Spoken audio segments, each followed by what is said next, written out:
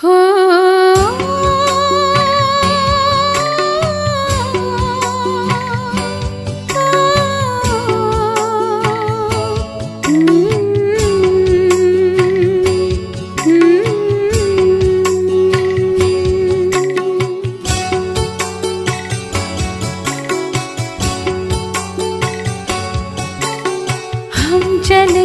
वतन की ओर डाल के प्रेम की डोर।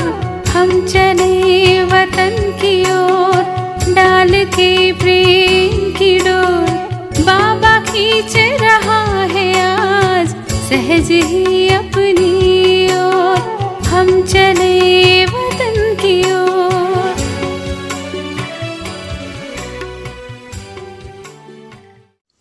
ஓம் சாந்தி.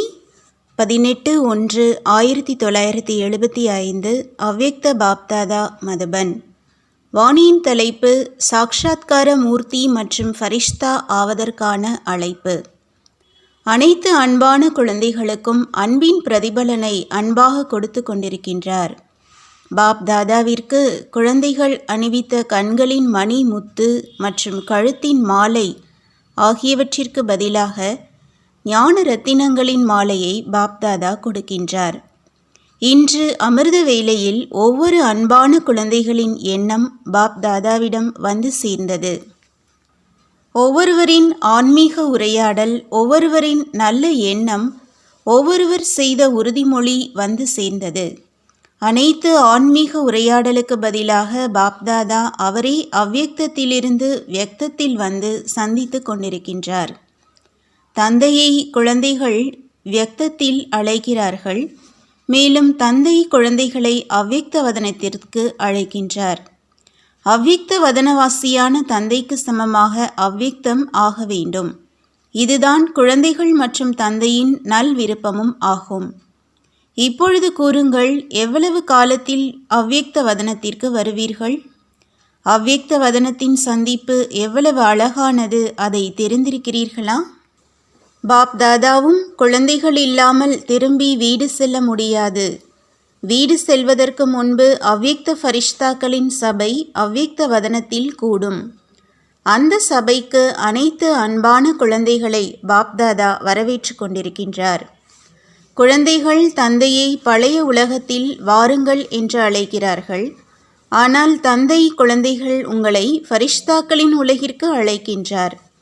அங்கிருந்து சேர்ந்தே ஆத்மாக்களின் உலகிற்கு செல்லலாம். இந்த ஆன்மீக அவ்யக்த அழைப்பு உணர்வில் வருகிறதா? ஒருவேளை வருகிறது என்றால் வியக்த ரூபம் வியக்த உணர்வை மறக்க தெரியாதா? தந்தைக்கு சமமாக நிரந்தரமாக ஃபரிஷ்தாவாக ஆக தெரியாதா? ஒரு நொடியின் எண்ணத்தை நிரந்தரமான உறுதியானதாக ஆக்க தெரியாதா? ஆகத்தான் வேண்டும், செல்லத்தான் வேண்டும். அந்த மாதிரி ஒரு நொடியின் எண்ணத்தின் பயணச்சீட்டை வாங்க தெரியாதா? சக்தி என்ற பொக்கிஷம் இருந்தபோதிலும் இந்த பயணச்சீட்டை முன்பதிவு செய்ய முடியாதா? உலகின் அனைத்து ஆத்மாக்களுக்கும் பார்வையால் நன்மை செய்வித்து அவர்களையும் தன்னுடன் முக்தி ஜீவன் முக்தி என்ற ஆஸ்தியை தந்தையிடமிருந்து பெறச் செய்ய முடியாதா? தந்தையின் அல்லது தன்னுடைய பக்தர்களை அவர்களுடைய அலைவதிலிருந்து விரைவாக விடுவிக்க வேண்டும் என்ற நல்ல எண்ணம் தீவிரமாக உற்பத்தி ஆகின்றதா? இரக்க மனம் உடைய தந்தையின் குழந்தைகள் நீங்கள் துக்கம் அமைதியின்மையில் துடித்து கொண்டிருக்கும் ஆத்மாக்களை பார்த்து சகித்து கொள்ள முடியாதா? இரக்கம் வரவில்லையா? அநேக விதமான அழியும் சுகம் சாந்தியில் ஒரு நிலை கொள்ள முடியாமல் ஆகியிருக்கும் ஆத்மாக்கள் யார் தந்தை மற்றும் தன்னையும் மறந்து இருக்கிறார்களோ அந்த மாதிரி மறந்திருக்கும் ஆத்மாக்கள் மேல் நன்மை செய்யும் பாவனை மூலமாக அவர்களுக்கும் அடைய வேண்டிய யதார்த்த லட்சியத்தை கூறி அழியாத பிராப்தியை அடைய செய்வதற்கான எண்ணம் உருவாகவில்லையா? இப்பொழுதோ நேரத்திற்கு தகுந்தாற்போல் ஒரு வார பாடத்திற்கு பதிலாக தன்னுடைய வரதானங்கள் மூலமாக தன்னுடைய அனைத்து சக்திகளின் மூலமாக ஒரு நொடிக்கான பாடத்தை எடுங்கள். அப்பொழுதுதான் அனைத்து ஆத்மாக்களையும் ஆத்மாக்களின் உலகிற்கு தந்தையுடன் திருப்பி அழைத்து செல்ல முடியும். அஷரீரி ஆகுங்கள், நிராகாரி, நிரகங்காரி மற்றும் நீர்விகாரி ஆகுங்கள் என்பதின் வரதானம் வரமளிக்கும் வள்ளல் மூலமாக பிராப்தியாக கிடைத்துள்ளதுதான் இல்லையா? இப்பொழுது அந்த மாதிரி வரதானத்தை நடைமுறையில் கொண்டு வாருங்கள். அதாவது தன்னை ஞானம் நிறைந்த, நினைவு நிறைந்த, குணம் நிறைந்த மற்றும் சாட்சாத்கார மூர்த்தியாக ஆக்குங்கள். யார் எதிரில் வந்தாலும் அவர்களுக்கு நெற்றி மூலமாக நெற்றியின் மணி தென்படட்டும், கண்கள் மூலமாக ஒளி தென்படட்டும், மேலும் வாய் மூலமாக வரதானத்தின் வார்த்தைகள் வெளிப்பட்டு கொண்டிருப்பதாக தென்படட்டும். எப்படி இதுவரையிலும் பாப்தாதாவின் மகா வாக்கியங்களுக்கு நடைமுறை சுரூபம் கொடுப்பதற்காக பொறுப்பாளர் ஆகி வந்திருக்கிறீர்கள், இப்பொழுது இந்த சுரூபத்தை நடைமுறைப்படுத்துங்கள். பாப்தாதா குழந்தைகளின் அன்பு, சகயோகம் மேலும் சேவைக்காக அடிக்கடி திருப்தியின் மலரை தூவிக் கொண்டிருக்கிறார். கடின உழைப்பிற்காக நன்றி கூறுகிறார். கூடவே எதிர்காலத்திற்காக இப்பொழுது விரைவில் அதிவேகமாக இன்னும் மிச்சமிருக்கும் ஈஸ்வரிய சேவையை செய்து முடியுங்கள். அதாவது தன்னை தந்தைக்கு சமமானவராக ஆக்குங்கள். தந்தையின் அழைப்பு என்ற விரிந்திருக்கும் கைகளில் உள்ளடங்கிவிடுங்கள் மற்றும் சமமாக ஆகிவிடுங்கள். அன்பின் பிரத்யக்ஷ சுரூபம் சமமாக ஆகிவிடுவது ஆகும். இன்றே பாப்தாதாவுடன் செல்வீர்களா? அந்த மாதிரி எவரடியாக இருக்கிறீர்களா? அல்லது இன்னும் மீதமிருக்கும் சேவையின் சுப சம்பந்தம் இழுக்கிறதா? அனைத்து காரியங்களையும் செய்து முடித்தாகிவிட்டதா? அல்லது இன்னும் மீதம் இருக்கிறதா? அதை பின்பு சூக்ஷ்மோதனத்திலிருந்து செய்வீர்களா? ஒரு நொடியில் அனைத்து சம்பந்தம், அனைத்து சேவையின் காரியத்தை நிறைவேற்ற முடியும் என்றால் வாருங்கள் போகலாம். முறையீடு செய்து கொண்டிருக்கிறீர்கள், ஆனால் தந்தையோ உடன் அழைத்து செல்வதற்கு தயாராக இருக்கின்றார். அனைத்து கணக்கு வழக்குகளையும் முடித்தாகிவிட்டதா? தந்தை தயாராக இருக்கிறார், வாருங்கள் போகலாம். பின்பு திரும்ப வேண்டியதில்லை. நல்லது. அன்பு மற்றும் சகயோகம் இரண்டிலும் இருக்கக்கூடிய, தந்தைக்கு சமமாக எப்பொழுதும் துணைவனை துணையாக அனுபவம் செய்யக்கூடிய, அனைத்து எண்ணங்களை நடைமுறை ரூபத்தில் கொண்டு வரக்கூடிய நெருக்கமான நட்சத்திரங்களுக்கு, நெற்றி மணிகளுக்கு, கழுத்தின் மாலையின் மணியாக உருளக்கூடியவர்களுக்கு, வெற்றி மாலையின் வெற்றி ரத்தினங்களுக்கு பாப் தாதாவின் அன்பு நினைவுகள் மற்றும் நமஸ்காரம். ஓம் சாந்தி.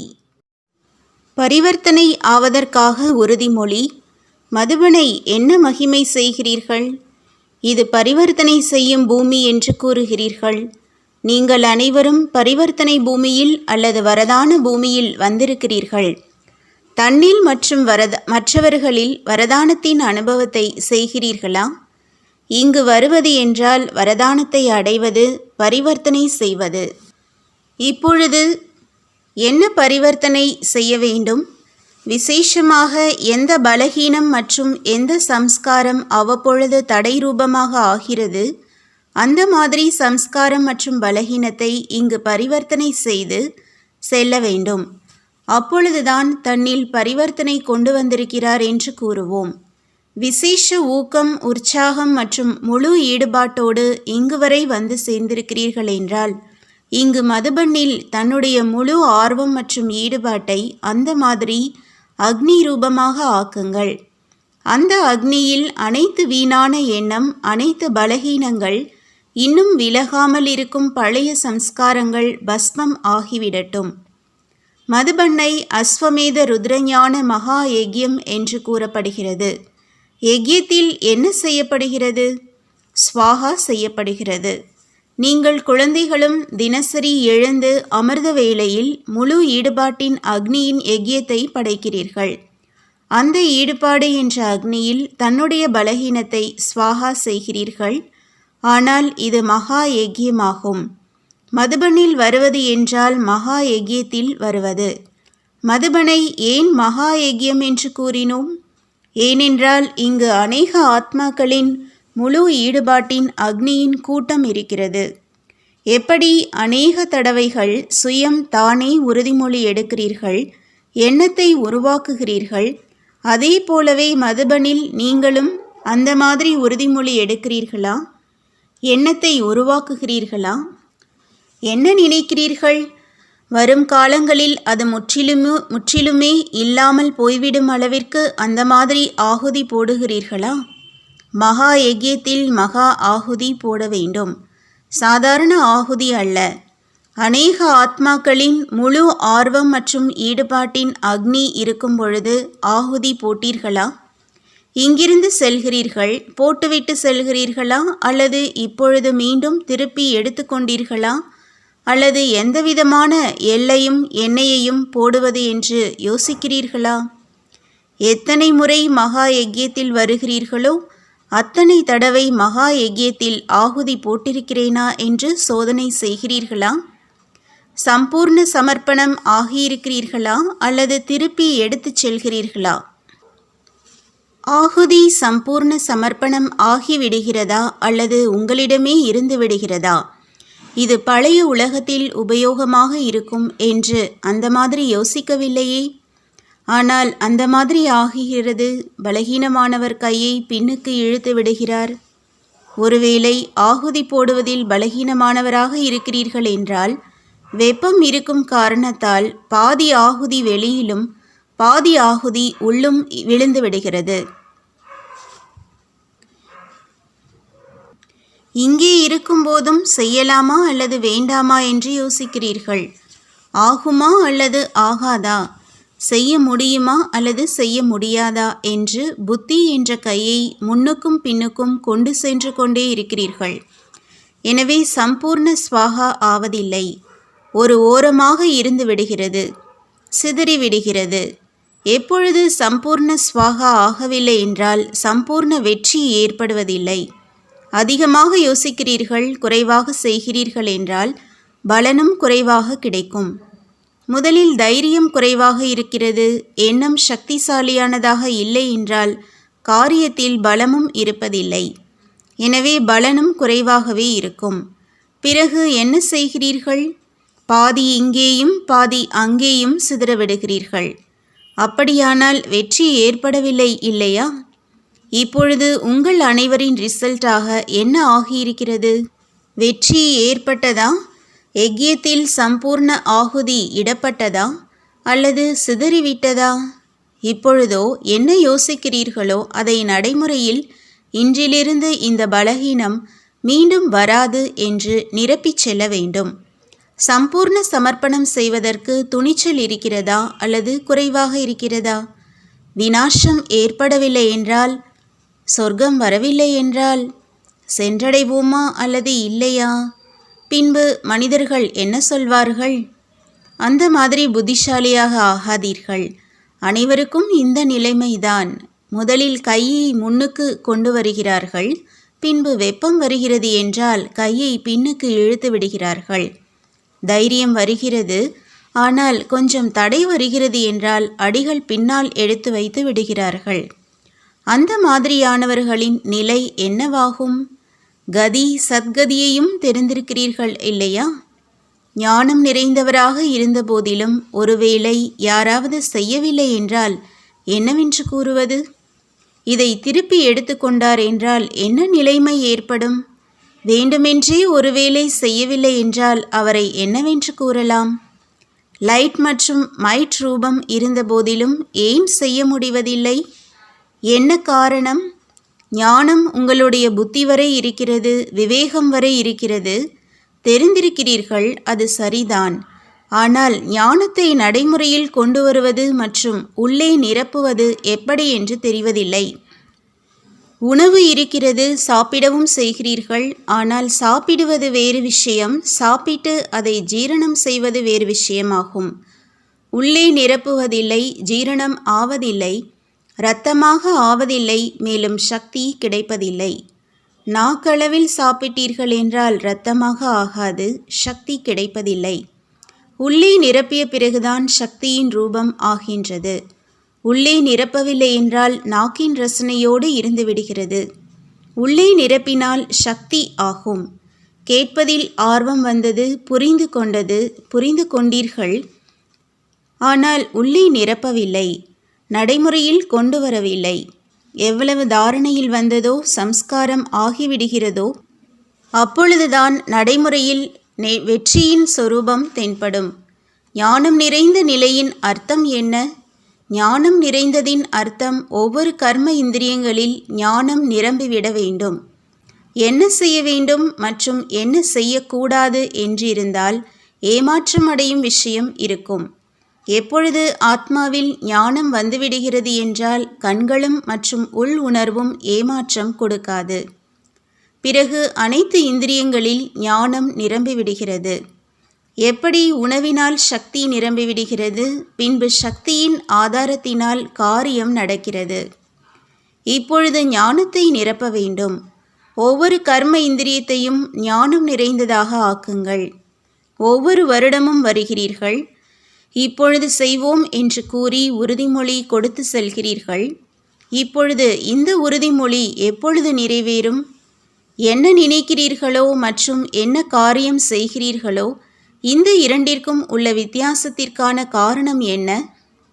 முழுமையாக செய்ய வேண்டும் என்று யோசிக்கிறீர்கள், மேலும் நடப்பது பாதி. இவ்வளவு வித்தியாசம் ஏற்படுவதற்கான காரணம் என்ன? திட்டத்தையும் அதிகமாக உருவாக்குகிறீர்கள், ஊக்கத்தையும் அதிகமாக கொண்டு வருகிறீர்கள், மேலும் புரிந்து உறுதிமொழி செய்கிறீர்கள். அனைத்து விஷயங்களும் வரத்தான் செய்யும். ஆனால் நடைமுறை மற்றும் புரிந்து கொண்டதில் வித்தியாசம் ஏற்பட்டு விடுகிறது. இதற்கான காரணம் என்ன? சம்ஸ்காரங்களை ஆகுதியாக போட்டுவிட்டு செல்கிறீர்கள். பின்பு எங்கிருந்து வந்தது? ஸ்வாகா செய்து செல்கிறீர்கள் என்றால் பிறகு ஏன் வருகிறது? தேக அபிமானம், அலட்சியம் மீண்டும் ஏன் திரும்பி வருகிறது?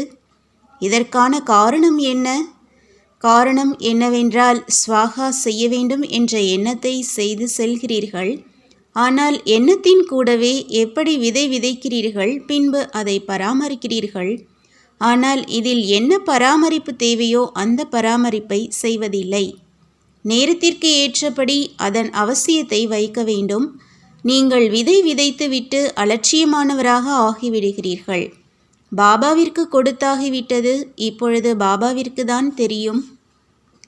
இது பாபாவின் வேலையாகும் என்று யோசிக்கிறீர்கள். நீங்கள் அதனை பாலனை செய்வதில்லை. எனவே வார்த்தைகள் மற்றும் மனதின் மேல் கவனம் வேண்டும். எப்படி விதை விதைத்து விதை உறுதியாக வளர வேண்டும் என்று தண்ணீர் விடுகிறீர்கள். விதைக்கு தினசரி தண்ணீர் விட வேண்டியது இருக்கிறது. அதே போலவே எண்ணம் என்ற விதையை மீண்டும் சோதிக்க வேண்டும். அதில் குறை ஏற்பட்டு விடுகிறது. மேலும் அதை பற்றி கவலைப்படாதவர்களை என்னவென்று கூறலாம்? ஓய்வு விரும்பியாக ஆகிவிடுகிறீர்கள். ஓய்வு விருப்பத்தின் சம்ஸ்காரம் இருப்பதில்லை, ஆனால் சிந்தனையின் எண்ணம் இருக்க வேண்டும். ஒவ்வொரு சம்ஸ்காரத்தின் கவலை இருக்க வேண்டும். முயற்சி செய்வதில் இருக்கும் ஒரு குறையின் கரை கூட மிக பெரியதாக தென்படும். பின்பு மிகச்சிறிய கரை தன்னுடைய மதிப்பை குறைத்துவிடும் என்ற எண்ணம் எப்பொழுதும் வருகிறது. சிந்தனை கவலையின் ரூபத்தில் இருக்க வேண்டும். அது இல்லை என்றால் அலட்சியத்தன்மை இருக்கிறது. சொல்கிறீர்கள், ஆனால் செய்வதில்லை.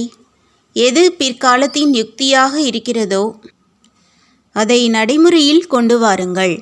ஓய்வு விரும்பி தேவதை நிலையின் சம்ஸ்காரமாகும். அது அதிகமாக இருக்கிறது. சங்கமயுகத்தின் பிராமண சம்ஸ்காரமாக தியாகம் செய்பவராக இருப்பது அது குறைவாக வெளிப்படுகிறது. தியாகம் இல்லாமல் பாக்கியம் உருவாவதில்லை. சரி, செய்துவிடலாம், அப்பொழுது பார்த்து கொள்ளலாம் என்ற இது ஓய்வு விரும்பியின் சம்ஸ்காரமாகும். அவசியம் செய்வேன் என்ற இது பிராமணனின் சம்ஸ்காரமாகும். வெளியுலக படிப்பில் யாருக்கு கவலை இருக்கிறதோ அவர் தேர்ச்சி பெற்றுவிடுவார். அவருடைய தூக்கம் கலைந்துவிடும். யார் ஓய்வு விரும்பியாக இருப்பாரோ அவர் எப்படி தேர்ச்சி அடைவார்? நடைமுறையில் செய்ய வேண்டும் என்று இப்பொழுது நினைக்கிறீர்கள். கவலை ஏற்பட வேண்டும். நற்சிந்தனை இருக்க வேண்டும். சம்பூர்ணம் ஆவதற்கான கவலை, பலகீனத்தை அகற்றுவதற்கான கவலை மற்றும் பிரத்யக்ஷ பலனை கொடுப்பதற்கான கவலை இருக்க வேண்டும். வரதானம்: தன்னுடைய சக்திகள் மற்றும் குணங்கள் மூலமாக பலமற்றவரை சக்தி நிறைந்தவராக ஆக்கக்கூடிய உயர்ந்த வள்ளல் மற்றும் சகயோகி ஆகுங்கள். உயர்ந்த நிலை உள்ள உண்மையான குழந்தைகளின் அனைத்து சக்திகள் மற்றும் அனைத்து குணங்கள் தேவையான நேரத்தில் எப்பொழுதும் சகயோகியாக இருக்கின்றன. தந்தை மூலமாக கிடைத்திருக்கும் குணங்கள் மற்றும் சக்திகளை அஞ்ஞான ஆத்மாக்களுக்கு தானமாக கொடுப்பது மற்றும் பிராமண ஆத்மாக்களுக்கு சகயோகம் கொடுப்பதுதான் அவர்களுடைய சேவையின் விசேஷ சொரூபம் ஆகும். பலமற்றவரை சக்தி நிறைந்தவராக ஆக்குவது என்ற இதுதான் உயர்ந்த தானம் மற்றும் சகயோகம் ஆகும். எப்படி வார்த்தைகள் மூலமாக மற்றும் மனசக்தி மூலமாக சேவை செய்கிறீர்களோ அதுபோன்றே கிடைத்திருக்கும் குணங்கள் மற்றும் சக்திகளின் சகயோகத்தை மற்ற ஆத்மாக்களுக்கு கொடுங்கள். பிராப்தி செய்வீங்கள். ஸ்லோகன்: யார் திட நிச்சயத்துடன் பாக்கியத்தை நிச்சயம் செய்து விடுகிறாரோ அவர்தான் எப்பொழுதும் கவலையின்றி இருக்கின்றார். இந்த முரளியின் விசேஷமான ஞான முத்துக்கள்: 1. அழிவற்ற ருத்ரஞான மகா யக்யம் மதுபன் ஆகும். இந்த மகா யக்யத்தில் உங்களின் ஆர்வத்தை அக்னியாக மாற்றுங்கள். அந்த அக்னியில் அனைத்து வீணான எண்ணங்கள், அனைத்து பலகீனங்கள் மற்றும் அனைத்து மீதமுள்ள பழைய சம்ஸ்காரங்கள் முற்றிலும் சாம்பல் ஆக வேண்டும். 2. புத்தியில் ஞானம் இருக்கிறது, ஆனால் ஞானம் நிறைந்தவர் ஆகவில்லை. ஒவ்வொரு கர்மேந்திரியங்களிலும் ஞானம் நிறைந்திருக்க வேண்டும் என்பதுதான் ஞானம் நிறைந்தவர் ஆவது. எனவே உணவை உண்பதோடு கூடவே ஒன்று கலந்து, அதாவது ஜீரணம் ஆவதின் மூலம்தான் உடலில் சக்தி வருகிறது. அதுபோல ஆத்மாவாகிய நம்மிடம் சக்தி வருகின்றது. 3. எந்தளவு ஞானம் தாரணையில் வருகிறதோ அது சம்ஸ்காரம் ஆகிவிடுகிறது. அப்பொழுதுதான் நடைமுறையில் வெற்றியின் சொரூபம் ஏற்படும். ஓம் சாந்தி. तो बच्चों को तो सर्विस करनी है. जो बाबा कहते हैं सबको ये बताओ कि देखो तुम्हारा एम एंड ऑब्जेक्ट ये है. एक गीता है बगैर ये राजयोग है ना बच्चे. कैसे है राजयोग? बिल्कुल सहज है कि बाप को याद करो तो ये वर्षा मिलेगा तुमको. ओम शांति.